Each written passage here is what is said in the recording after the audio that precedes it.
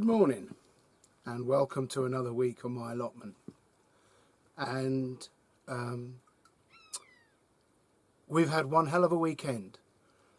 It happens every August, and I said on my previous video, all over the TV channels they're saying unseasonable weather, but it's not. August is always, without fail, a wet and very windy month. I work outdoors, and it's the only month of the year I have to take days off because of the weather. Because in the winter, you're geared up, and the work is based around cold and wet weather. But of course, in the summer, everybody expects it to be warm and dry. I don't know why, but we do. And I have to say, we've had a wonderful summer to date. But it's August now. We're well into August, and it's always wet and it's always windy. And yesterday was probably the worst I've ever seen it, I think, in August. They had winds off the Needles on the south coast of England of 84 miles an hour. You don't get that in the winter. So Cheryl and I popped up here yesterday to have a look to make sure everything was still here and it hadn't blown well into England, and it was still here. All my the bean supports are the things that are most likely, apart from the sheds, to be blown over. And I've got guy ropes running through my bean structures, and I put them in there in February, March, whenever I put them up, because I know what's coming. Once the beans are up, beans are incredibly heavy. And I have to say, the only thing I've found of any damage all over the plot is people's beans have been blown down, because they put them up with bamboo canes and a bit of string, and it's just simply not sufficient. So we've got no real damage on our plot, I have to say. Everything looks, it's probably the weight of the rain more than anything. All the netting has been blown down on the crops, and everything's looking a little bit bedraggled. But that's life. We're very exposed. There's nothing from my end of my plot across this open field out into the Bristol Channel and the Atlantic Ocean. There is nothing between me and that. So, in fact, I'm really the first thing it hits. Slight exaggeration. So, yeah, it was a wet and windy day, and there's a bit of damage on site. The chap next door, all his bins and rubbish have been flying around everywhere. His shed doors have been flapping open all day and all night, and I've shut them up so many times. And yet the shed's falling apart, but that's his business. So I've got it all day on site, and I haven't been here apart from one evening this week for 2 weeks. It's the wrong time of year to be away from the allotment. We all know, those of us that have allotments, that it's really a sort of an every other day kind of thing. Certainly if you want to save the crops that you've spent all year growing. So again, I've spoke about that sense of urgency you have when you come to the plot. And the nights are taking longer to break. It's just before 6 o'clock. And I don't know if you can feel the ominous skies. We're going to have a certain amount of rain today as well. I had to walk up here first before I drove my van round, because the ground is so sodden, but actually it wasn't too bad, and I got the van round here. And it's a slight downhill when I leave, so I should be able to get a bit of speed and just drive through the mud and make it. If not, I might do another video tonight. So, I've got all day on the site, and I've got lots to do.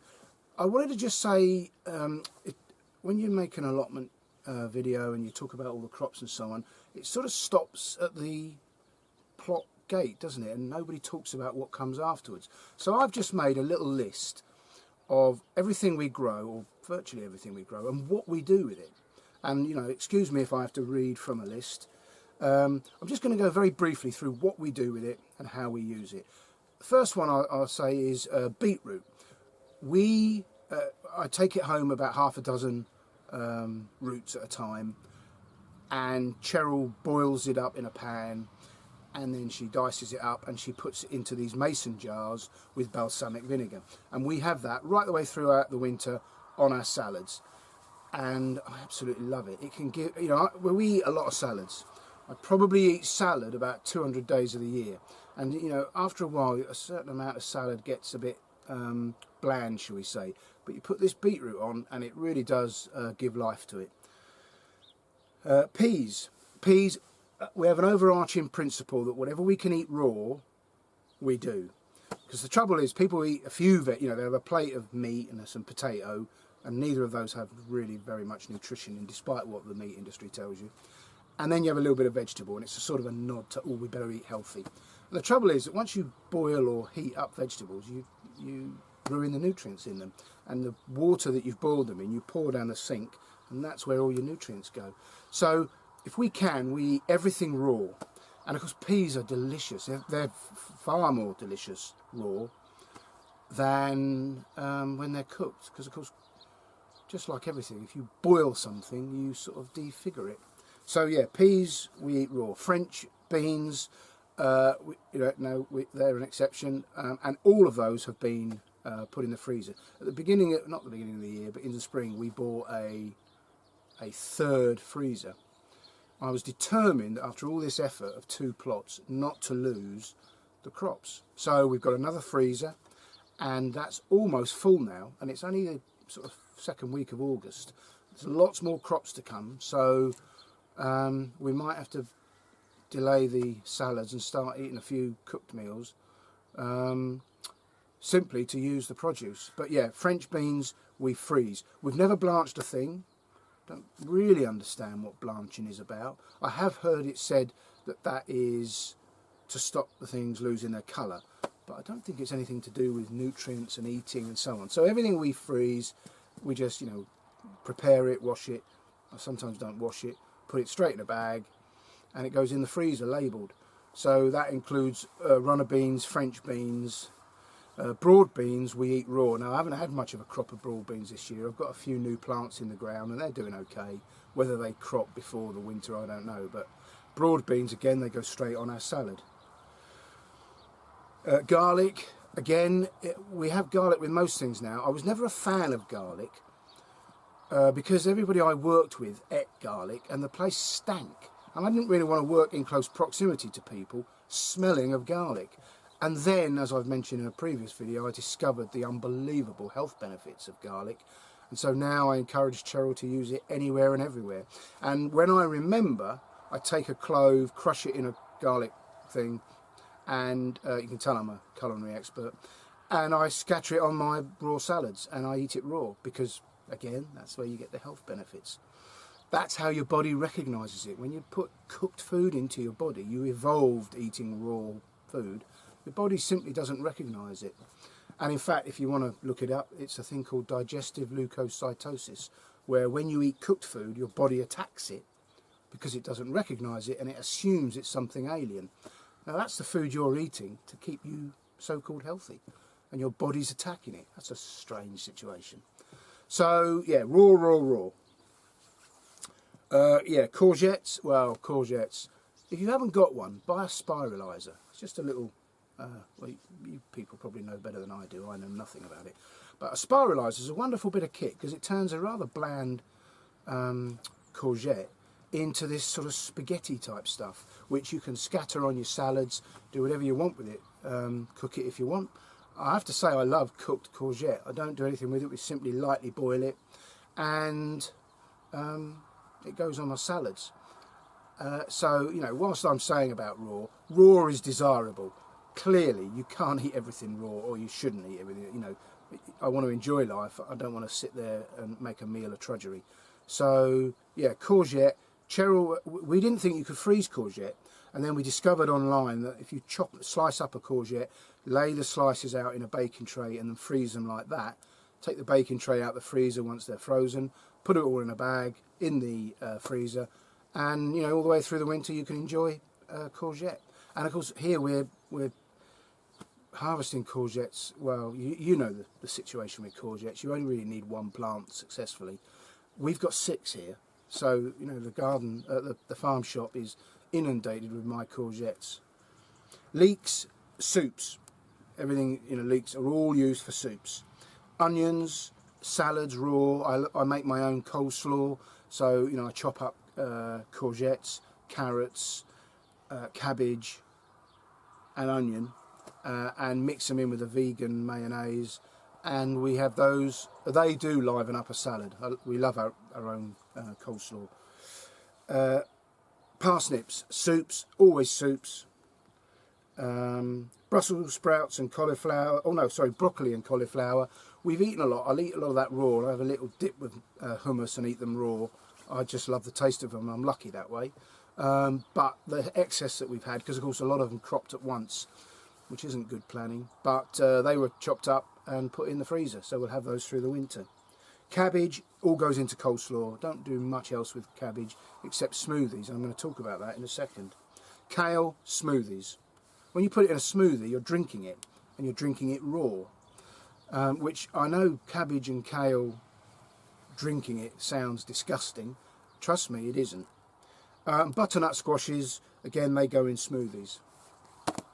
So that's a quick, very quick run through what I do with our crops. You know, obviously radish, lettuce and so on, you know, they're the fundamentals of any salad, and that's what I do with those. But I thought that, you know, might interest somebody. It's not just about growing it. I think Monty Don wrote a book called Fork to Fork. So it's not just about producing it with the garden fork, it's what you do afterwards in the kitchen. That is equally as important, if not more so. And the one thing that Cheryl and I have really had to learn, and again, Cheryl more than me, is what to do with produce once you've got it. I.e. how you preserve it, store it, and keep it running through the winter. And of course we've got lots and lots of potatoes. How much of those, or how many of those will be edible once the slugs are finished, especially with this wet weather now, but we'll see. Maybe I should start digging those out and having a look at them. I mean, a main crop potato is meant to take about 130 days, and I think I'm at about 110. But, you know, let's not be too rigorous with that. That's a guideline, not a rule. So we'll have a look at that. So, today on site, I've got to cut the grass. It's a bit of a tidy up, more hoeing, more weeding. The best bit, of course, more harvesting, and just being up here. I've said to you many times before, just to make a cup of tea, which I'm going to do in a minute, and sit on my bench and just be here and just, you know, absorb the peace and the quiet. And yeah, so that's what I'm going to do today. Really a good tidy up after this weekend's horrendous weather. And the last thing I'd like to say is I brought some of my breakfast with me. Now, I don't want to teach your granny to suck eggs, and there's a lot of people who watch these things that know a lot more than me. But if you want to eat raw fruits and vegetables, and that should be your aim, of course, you know, we're not a healthy species anymore. So it's just my little tip, especially with children. You know, everyone talks about how hard it is to get children to eat fruits and vegetables. And of course the trouble with that is if you're giving them chocolate and ice cream and cakes, and then you try and give them vegetables, well, you're setting yourself up to fail. But with my eldest son and his little girl, she's never had any. She's, you know, just over a year old. She hasn't had any of that stuff. How silly is it to give a small child chocolate? They don't need it. They don't know about it. They don't want it. You give it to them, and then you say, "Oh, how about this broccoli head?" No, thanks, Mum. I think I'll stick with the chocolate, because you've alerted their taste buds. So, one way to compromise with all that, give them a treat, and yourself, is to make a smoothie. Now, we do this on a NutriBullet. Other blenders are available. But in here, and this is my breakfast, half of it is at home in the fridge for Cheryl, but this is mine. And when you drink this, or you eat it, it's blimmin' filling. In here is it was half full with spinach. Now, you can use a couple of leaves off the cabbage, a couple of leaves off the broccoli plant, any brassica plant you like that you don't necessarily want to eat, and you would never eat raw. Just pop it in here. And then I've put some flax seeds. Flax seeds have incredible health benefits. I put some apricot kernels, which in England and Britain now is illegal to eat, because they found out how good they are for you, so the Food Standards Agency has made it illegal. How weird is that? And a couple of dates, a banana, and then these are our raspberries and blackberries off the plot. Put it all in this NutriBullet, add some water up to a level that's on the cup, and then that goes into the NutriBullet upside down.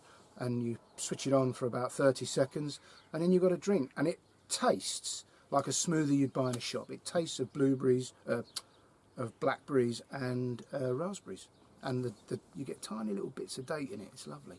It's a really sweet drink, and so for breakfast this morning I'm drinking that much spinach, or between Cheryl and I. Now I can really recommend that. It's a wonderful, it's very filling, you won't be hungry for a long time. It's incredible, and of course the nutrients that are raw and assimilated in the body in a way that they recognise, because basically that's just chewed. It's done the chewing for you, and the body, those nutrients go to your trillions of cells in unadulterated fashion, and it does your body unbelievable good. However, you can ruin these. I had a customer a few years ago who was incredibly unhealthy. She was in a hell of a state, and she's no longer with us. But if you name a disease, a chronic disease, and a chronic disease is one you give yourself, if you can name one of those, she had it, pretty much. She was in a hell of a state. And I helped her from her car to her kitchen with her shopping one day because she could barely walk. And when she walked, she cried out in pain. It was awful. It really was. It was quite a sad situation. Anyway, in her kitchen, she had a NutriBullet. You know, and I looked at her shopping, which was all processed garbage. And she was incredibly overweight and immobile and in unbelievably sad, poor health. And there was this NutriBullet. And I thought, that doesn't sit right. And I said to her, I said, oh, it's good to see you've got a NutriBullet. I've got one of those. What sort of things do you put in it? She said, oh, it's wonderful. It's the only way I can eat any fruits and vegetables, really. And I thought, wow, wonderful. And she said, and I just fill it up with red wine and it tastes fantastic. And that is a wonderful way to ruin a perfectly healthy smoothie made from red wine. Oh, I laughed. I didn't do it in front of her, obviously, but once I got out of her sight and hearing, oh, I laughed my head. You know, you shouldn't really laugh. I know I'm a terrible man, but red wine. I mean, who even comes up with that? Fantastic, bless her. She was a lovely lady. Never mind. So yeah, smoothie. Anyway, that's enough of the preaching. But there's so much bad and untruths out there, and bad messages about what we eat. You know, and I shouldn't really mention it because it turns people off. But you know, eventually the truth will out. Can't stop laughing. Red wine, fantastic. Right, let's get some work done. Once I've had a cup of tea. Fantastic. Actually, before the wind really does get up and stop me doing any filming and talking, I thought we'd have a quick look round. And maybe you can see from these carrots how they're leaning over to the east, just how strong the wind was. And on the bench, I've got 2 more gutters of garden peas. I'm going to give another series a go. Our garden peas have long gone, and we've got some in the freezer, but we ate most of them. And I'm going to try and grow some more. And there you are. You can see. Actually, I'm glad the netting stayed on, but it is all looking very untidy. You know, I've got runners from the strawberries coming out across the grass, so that's going to get cut off today. You probably can't see them, but in amongst here I've got pots. Now there's a couple. Pots of new strawberry plants, and I shall dig out 1 row from here and replace them with new plants. And there's my French beans looking battered.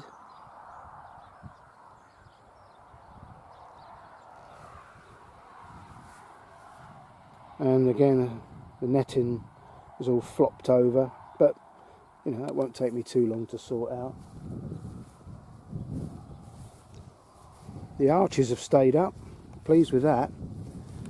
Now, here is my monster plantation of butternut squashes. And the pumpkins. And on closer inspection, I've got some good sized pumpkins coming.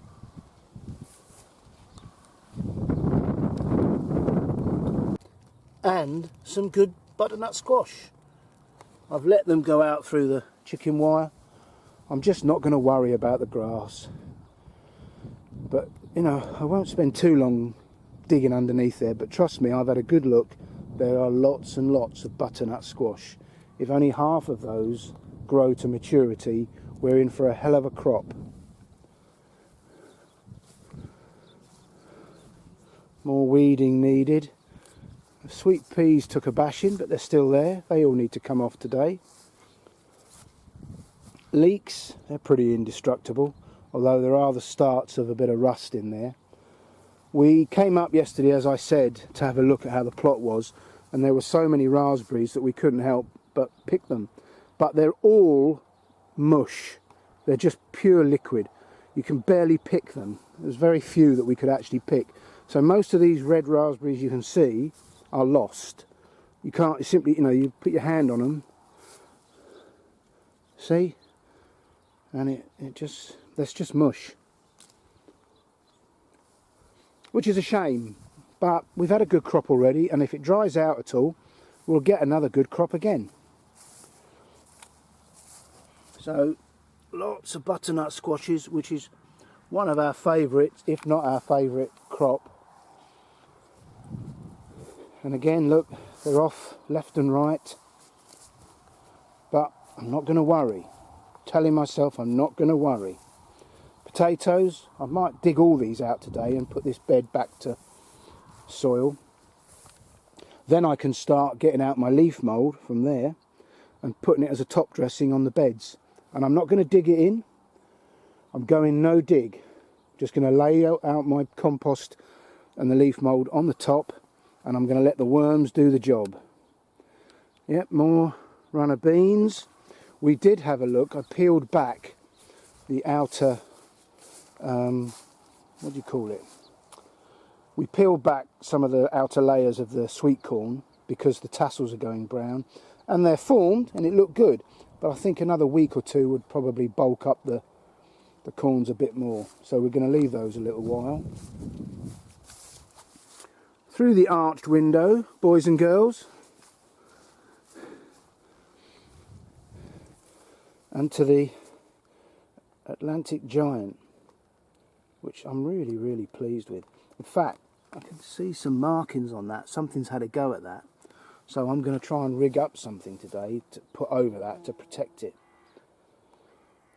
But yeah, that's coming on. I shall have to speak to Barry. Do the rules allow for things to nibble the outer surface? Oh dear. And yeah, the plant itself, look how battered it is. Poor thing. It got a bit of shelter from inside that compost heap, but the leaves that are sticking up have been absolutely smashed. And it's got runners coming out everywhere, so I'm going to cut all them off so that the plant can concentrate on the one pumpkin.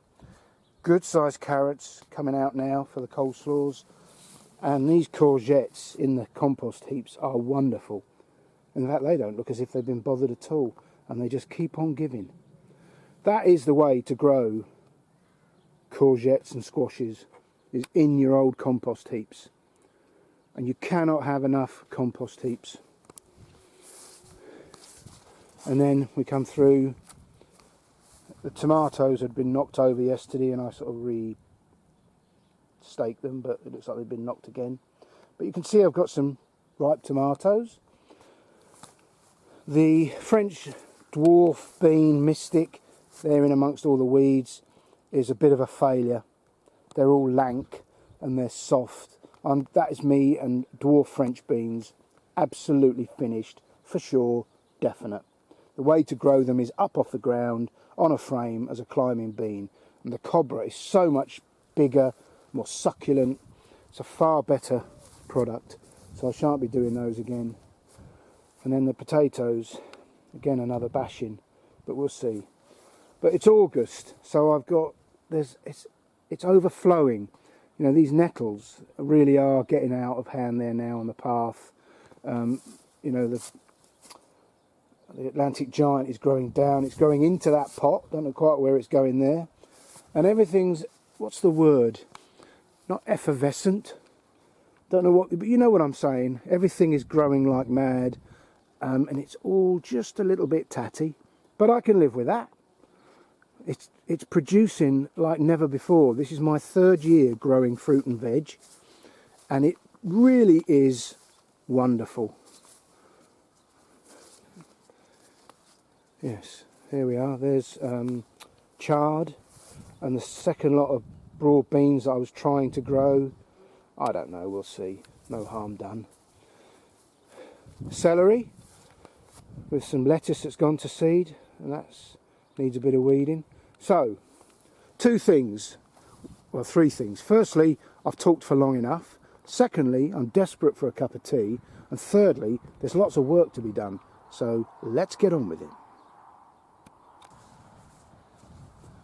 All these red cabbage need all the lower leaves clearing away, keep the slugs from having somewhere to collect. It just needs tidying up and a little bit of husbandry.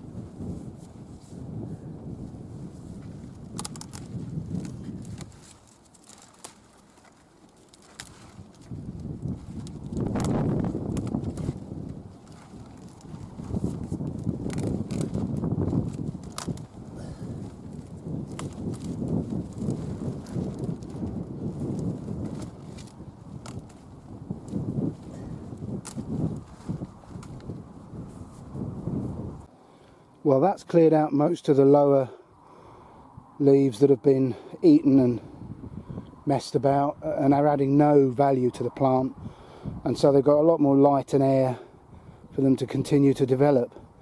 And I managed to pick out a few slugs, and I sat them in with the leaves, and they can carry on doing their job in the compost heap.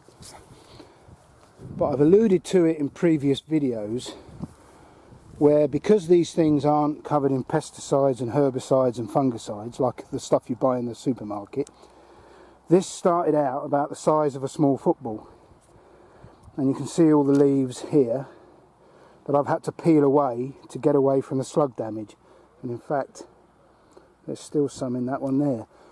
But I would rather have a half-size cabbage that is pure and unadulterated than one of these perfect specimens that you see in a supermarket. If nothing else wants to eat it, why on earth would you?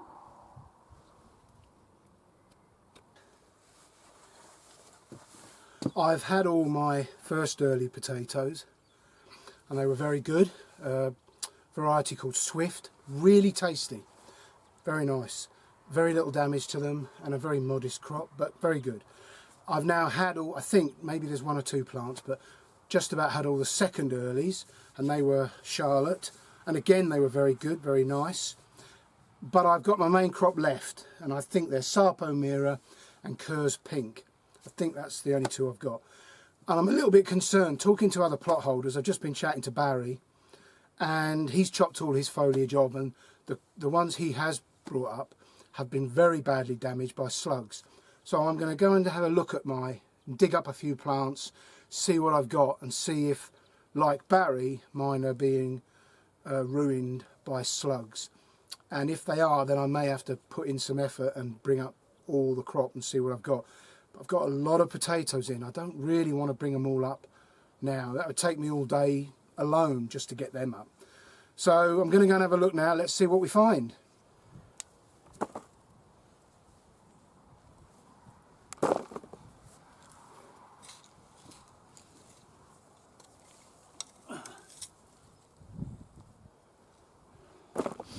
Okay, well I'm going to stop there because you don't want to be watching a long video of me digging up potatoes, but that's 2 plants and that's the slug damaged. Now there may be some in here, but on initial inspection they look good and they've been ruined. Well, if it's like that throughout the whole crop, I'll be a happy allotmenteer. And okay, main crop really should be sort of baking potato size, and I already admitted that I brought these up a bit early, but I'm very happy with that. That's a good proportion. If it was like that throughout the whole crop, I'd be very happy. Good news,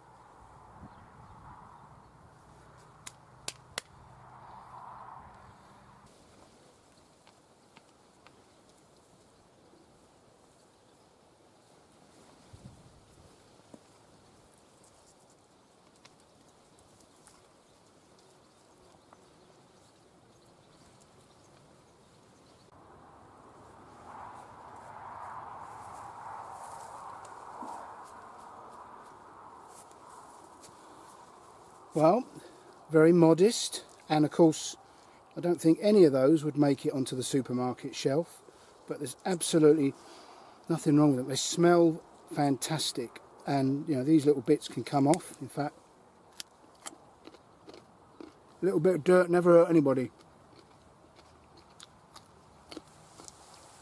Get those cleaned up a bit. They'll go in our coleslaw.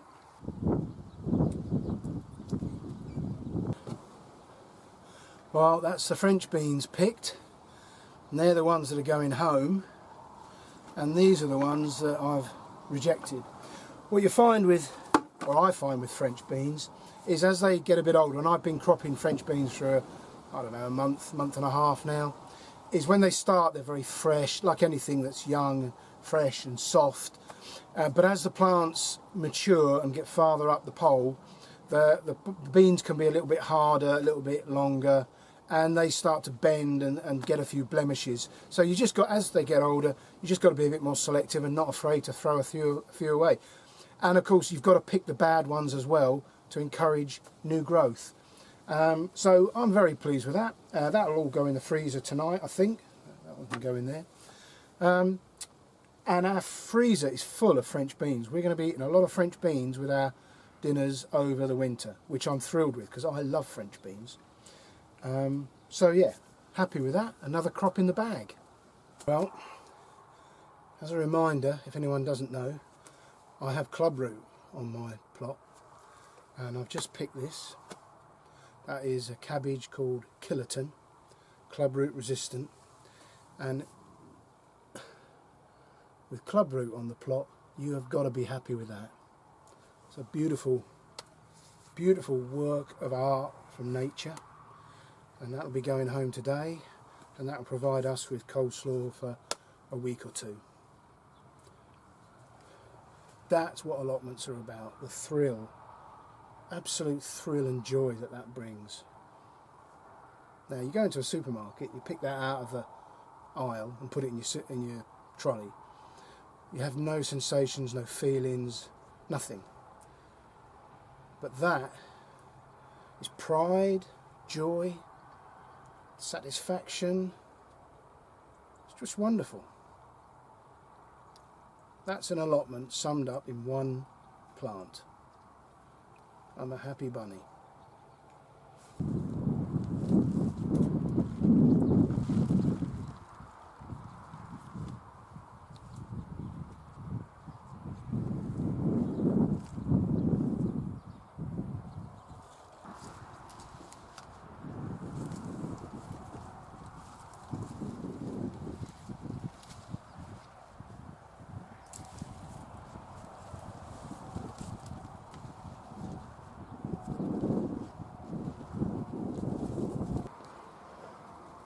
Well, the red onions have been at home in the greenhouse for a few weeks now, and they're pretty much dried out. And that's all the white onions picked. Stuttgarter Giant, strangely enough, the smaller, and then Centurion. Yeah, not a big crop, but they're good healthy onions, and they all look in good health, so they should store well. And I'm going to clean those up and we'll eat those first. That's today's harvest. Very happy.